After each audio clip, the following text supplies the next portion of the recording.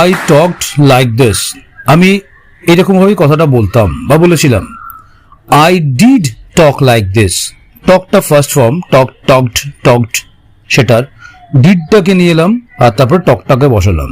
কেন? একটা extra emphasis হলো, আমি ওই রকমই কথা বলতাম সেই অর্থে। Did I talk like this, এই ডিডটাকে সামনে নিয়ে চলে এলে প্রশ্নবোধক হয়ে যাবে। The way you are telling, তুমি যেরকম ভাবে কথা বলছো। দ্য ওয়ে ইউ টক, তুমি যেভাবে কথা বলো, মোটামুটি একই মানে, একই ধরনের কথা হয়।